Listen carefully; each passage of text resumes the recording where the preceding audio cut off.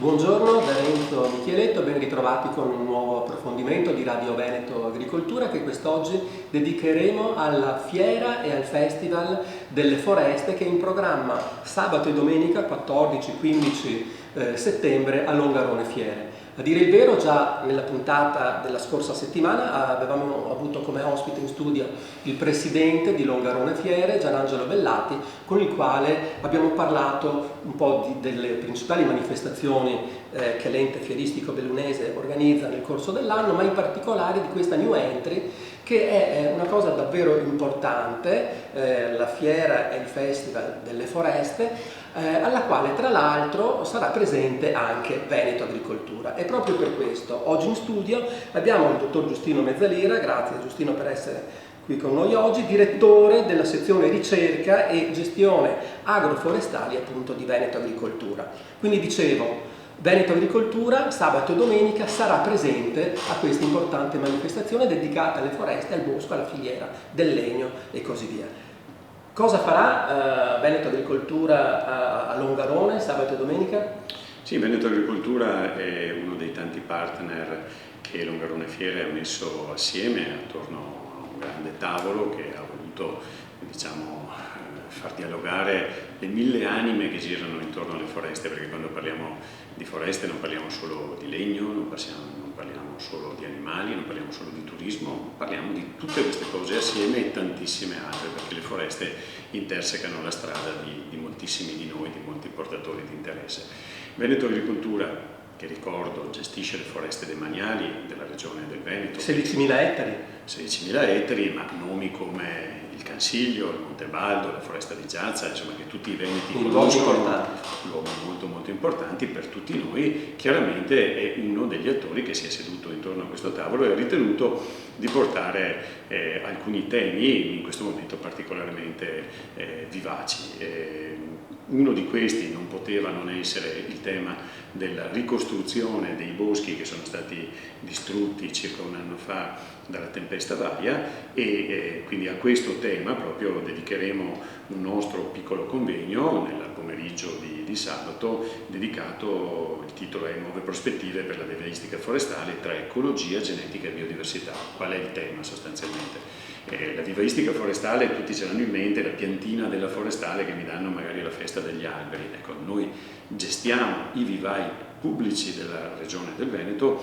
Fino a ieri lo sforzo era quello di dare alberi per rinverdire le pianure, abbiamo parlato di boschi di pianura, di siepi, di fasce tampone, eccetera. Nessuno più si immaginava che avremmo dovuto piantare alberi in montagna, perché anzi dicevamo ce ne sono anche troppi, i boschi bisognerebbe quasi fermarli. Nessuno immaginava che arrivasse qualcosa tipo Vaia, che nel nord-est ha lasciato a terra quasi 40.000 ettari di boschi rasi al suolo, di cui 10-12.000 gravemente danneggiati anche nella nostra regione. Quindi oggi si ripropone il tema, interveniamo, piantiamo, se sì, e non è detto che la risposta sia sempre sì, perché in certi casi è no, lasciamo fare alla natura, in certi casi è anzi proprio non vogliamo che ritorni il bosco perché magari rifaremo una superficie a pascolo, ma se la risposta è sì, interveniamo, e allora cosa piantiamo, con che tecniche e tutto quanto il resto. Ascolta Giustino, per ricostruire le foreste distrutte dalla tempesta Vaia, quante piantine servono alla fine? Dipende appunto cosa intendi fare, dove intendi intervenire. Un rimboschimento classico, come si faceva un tempo, quando allora si chiamava la forestale interveniva, si piantavano queste 2.000-2.500 piantine per ettaro, quindi se dobbiamo ricostruire 1.000 ettari fai presto a fare il conto che ti servono 2 milioni di piantine. Ecco, noi in questo momento, come tutti sanno, lo sforzo ciclopico che stiamo facendo come Regione Veneto e che stanno facendo anche i territori limitrofi è quello di portare fuori il prima possibile il legname abbattuto, dandogli il più possibile un valore e mettendo in sicurezza il territorio. Quindi il primo obiettivo è stato un obiettivo di messa in sicurezza del territorio. Quello della produzione delle piantine è qualcosa che viene dopo. Bisogna però ricordare che c'è un fattore tempo, perché per produrre una piccola piantina forestale adatta ad essere piantate in bosco possono passare dai 2 ai 4 anni a seconda delle specie, quindi se anche io decido pianterò fra 2 anni, devo seminare adesso, pianterò fra 4 anni, certe specie devo piantarle adesso per averle fra 4 anni. Dov'è che si fanno queste pratiche? E questo, l'attività vivaistica si fa in strutture che si chiamano vivai forestali. Noi gestiamo un grande vivaio a Montecchio Precalcino in provincia di Vicenza per la pianura, e avevamo un piccolissimo vivaio per la montagna nella foresta del Cansiglio in località Piandespini, e questo vivaio è già stato adesso preso per mano. Abbiamo investito delle risorse importanti in accordo con la regione, e a partire quindi dal 2019 abbiamo iniziato un ciclo. In questo momento abbiamo messo in coltivazione circa 1 milione di piantine, ma ne serviranno sicuramente molte di più, anche perché fra l'altro molti enti proprietari stanno lanciando iniziative. Abbiamo visto quanta solidarietà anche c'è stato, cittadini che hanno fatto azioni di raccolta di fondi, comuni che hanno detto vi mettiamo a disposizione delle aree per ricostituire un bosco. Quindi VAI ha creato anche molto questo diciamo, impatto sulla psiche di tutti noi, perché vedere i boschi rasi al suolo è qualcosa che è terribilmente drammatico. Quindi a questa domanda che si è generata noi abbiamo cominciato a rispondere. Adesso i temi però sono appunto molto anche tecnici, scientifici: cosa, come, dove piantare. Ecco, di diverso cosa dovranno avere i nuovi boschi rispetto ai precedenti? Questa è una domanda molto importante, perché se tu mi avessi fatto questa domanda 30 anni fa ti avrei detto niente di meglio che piantare quello che già c'è, quello che la natura ha piantato, o laddove sono crollati boschi sostanzialmente poco vicini alla natura. Sto pensando a certi boschi di abete rosso dell'altopiano di Asiago, abbattuti come dei birilli al bulling, piantati negli anni 20 o 30 del secolo scorso sui terreni devastati dalla prima guerra mondiale, e ti direi lì dobbiamo, dove il bosco è già vicino alla natura, ripiantare quello che c'è, e dove il bosco è un po' lontano dalle condizioni naturali favorire la libera evoluzione e un popolamento forestale più vicino alla natura. Oggi noi sappiamo invece che c'è un fattore nuovo che si chiama cambiamento climatico. Gli esperti ci dicono che fra 70-80 anni, nel 2100, che alle persone comuni fa provocare questa operazione di alzata di spalle, tanto io non ci sarò, chi se ne frega, fra 80 anni. Per noi forestali invece è il domani normale, perché gli alberi che stiamo piantando o vedendo nascere adesso sono quelli che costituiranno quel bosco fra 70-80 anni.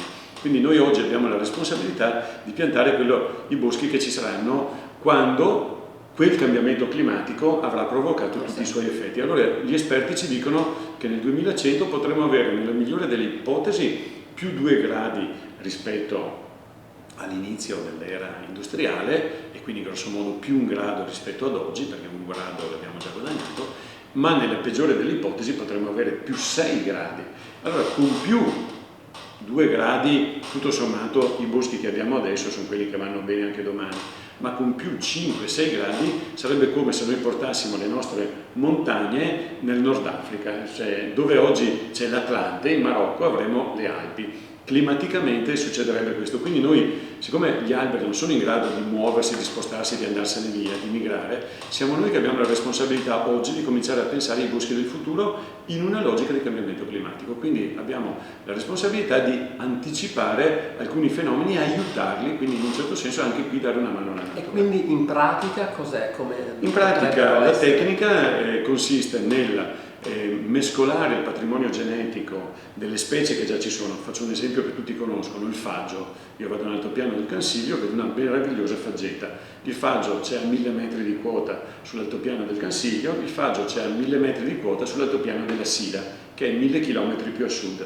Il faggio dell'altopiano della Sila è un faggio che sa resistere meglio alle grandi siccità estive, alle temperature più alte, quindi magari porterò un po', mica tante, di geni, quindi di piantine di faggio più meridionale, e questo guardate che lo stiamo già facendo come forestali europei un po' in tutti i paesi. I francesi per esempio è già da anni che prendono per le querce le provenienze più meridionali e le portano 300-400-500 km più a nord, per aiutare quindi la natura a reagire al cambiamento climatico. La seconda strategia è quella addirittura di introdurre delle specie che oggi non ho, quindi di quelle che ho introduco delle provenienze più meridionali, di quelle che già oggi non ho comincio a mettere qualche nucleo. Per esempio? Faccio un esempio: l'altopiano di Asiago, sempre per restare all'esempio che ho fatto prima, l'altopiano del Cansiglio, il bosco è fatto di faggio, abete bianco e abete rosso come specie dominanti. Non ci sono per esempio le querce, non c'è il ciliegio selvatico, ci sono pochissimi tigli. Ecco, un po' di tiglio, un po' di ciliegio selvatico, qualche quercia tipo la rovere che è più adatta a vivere in quota su terreni magari che hanno una certa acidità e così via. Ecco, io do una mano, poi la natura se non gli va bene dice che schifo e fa morire tutto. Se invece ho fatto l'opera giusta, la natura mi dice grazie e adesso poi saranno i fenomeni naturali, gli uccelli, i topolini, il vento che dissemineranno i semi che fra 30, 40, 50 anni quelle plantule avranno generato. Quindi è un lavorare con la natura praticamente. Torniamo alla fiera e al festival di Longarone del 14, di sabato 14 e domenica 15. Si diceva che Veneto Agricoltura sarà presente anche con uno stand, quindi i visitatori cos'è che troveranno da noi? I visitatori troveranno un nostro, come si dice, allestimento, cioè ci sarà stiamo approntando una piccola area simbolica dove mescoleremo alcuni tronchi schiantati dalla tempesta assieme a tantissime piantine come messaggio di speranza. Il nostro slogan è un po', parafrasando il famoso film di Ermanno Olmi, torneranno i boschi, quindi il messaggio è positivo, c'è la distruzione ma poi ci sarà la riesplosione della vita che può essere più o meno aiutata da noi. A fianco di questo parleremo di un importante progetto europeo che attualmente stiamo gestendo, che si chiama in gergo BioDelta 4, è un progetto che riguarda la biodiversità negli ecosistemi forestali e che ci aiuta a misurare la biodiversità. I boschi che noi guardiamo non sono tutti uguali, ci possono essere dei boschi molto poveri, facevo l'esempio dei boschi di abete rosso piantati dopo la guerra, o boschi ricchissimi con tante specie, con una struttura molto mossa. La biodiversità, cioè la quantità di animali e di piante che vi vive, è molto diverso. Allora, fino ad oggi noi non avevamo uno strumento per misurare la biodiversità. Con questo progetto stiamo mettendo appunto uno strumento per misurare la biodiversità che poi ci aiuterà anche come proprietari a promuovere i boschi ricchi di biodiversità, consentendo per esempio al cittadino che compra delle tavole per farsi un mobile o va ad acquistare un mobile dicendo voglio del legno che viene da un bosco con tanta biodiversità. Ecco, con questo progetto noi siamo in grado di dare degli strumenti di misura e faremo una serie di incontri sabato mattina, sabato pomeriggio e domenica pomeriggio con il cittadino, il tecnico, l'appassionato che vuole capire com'è possibile misurare questa strana cosa che è la biodiversità. Certo, per l'esattezza ricordiamo che gli appuntamenti presso lo stand di Veneto Agricoltura saranno sabato 14 alle ore 11, poi nel pomeriggio alle ore 15 e domenica 15 settembre invece alle ore 11. Ricordiamo che è un progetto europeo, è un progetto nell'ambito di un programma europeo che si chiama Interreg e che vede questo progetto BioDelta 4, la collaborazione anche, la compresenza, la compartecipazione dell'Università di Padova e della Camera dell'Agricoltura del Tirolo in Austria. E ricordiamo ancora, lo abbiamo già fatto, invece l'appuntamento di sabato 14 alle ore 14 con il convegno importante di cui abbiamo parlato, nuove prospettive per la vivaistica forestale tra ecologia, genetica e biodiversità, temi davvero molto importanti e interessanti per far ritornare il bosco, la foresta, la filiera del legno al centro dopo la grande disgrazia e magari della tempesta Vaia. Magari come noi sosteniamo avere dei boschi migliori di quelli che avevamo adesso. C'è questo concetto di resilienza, quindi boschi più solidi che sono capaci di resistere meglio, perché purtroppo quello che abbiamo visto a fine ottobre sappiamo che non è una tantum, è un po' come gli uragani che ogni anno sono più aggressivi e vediamo le devastazioni di questi giorni. Purtroppo tempeste di questo genere hanno una probabilità che sta crescendo di potersi ripetere, quindi noi vogliamo aiutare i nostri boschi ad essere più forti. Diamo tutti l'appuntamento sabato e domenica a Longarone alla fiera. Grazie e alla prossima settimana.